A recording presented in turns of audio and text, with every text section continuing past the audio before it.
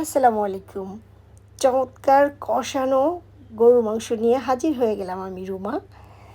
তো এই গরুর মাংসটা আমি আলু দিয়ে রান্না করেছি এবং কষিয়ে কষিয়ে রান্না করেছি। খুবই চমৎকার এবং সাদা ভাতের সাথে দারুণ হয়েছিল খেতে। তো এই মজাদার গরুর মাংসটি আমি কিভাবে রান্না করেছি চলুন দেখাই। প্রথমে গরুর মাংসগুলো নিয়ে আমি ধুয়ে পরিষ্কার করে পানি ঝরিয়ে নিয়েছি যতটুকু সম্ভব। তো আমি যেহেতু এটা কষানো করব সেহেতু আমি এটা তেল দিয়ে এর ভিতরে আমি একটু বেশি পরিমাণ মশলা দেব। রসুন বাটা, আদা বাটা, পেঁয়াজ বাটা, জিরের গুঁড়ো, সমস্ত গরম মশলার গুঁড়ো আর তেজপাতা দিয়ে আমি এটাকে ভালো করে কষাতে থাকবো এবং লবণ হলুদ দেব, দিয়ে এটাকে আবারও তেলে কষাতে থাকবো। আরেকটু তেল দিয়ে দেব, একটু তেল কম মনে হলো, তো আরেকটু তেল দিয়ে আমি এই মশলাটা ভালোভাবে তেলে কষাতে থাকবো এবং দিয়ে দেবো এই পর্যায়ে টমেটোটা দিয়েও আবার ভালো করে কষাতে থাকবো।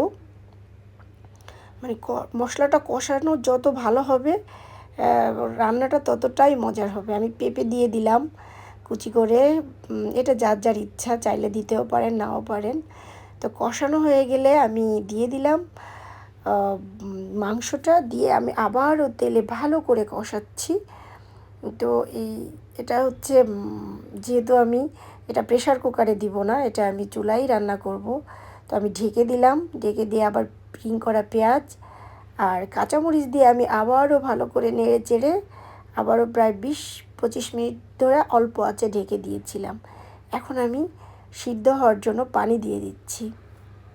পানি দিয়ে আমি একটু নাড়াচাড়া করে একদম সুন্দরভাবে এই যে একটা সুন্দর একটা টেক্সচার আসছে দেখুন, এবং এই পর্যায়ে আমি আবারও ঢেকে দিচ্ছি। প্রায় অল্প আছে 20-25 মিনিট ঢেকে দিয়ে আমি দিয়ে দিলাম একটু লাল মরিচের গুঁড়ো। তো লাল মরিচের গুঁড়ো দেওয়ার পরে আমি এটাকে ভালো করে একটু নেড়ে চেড়ে সব জায়গায় মিশিয়ে দিচ্ছি। দেওয়ার পরে আমি ঢেকে দিব।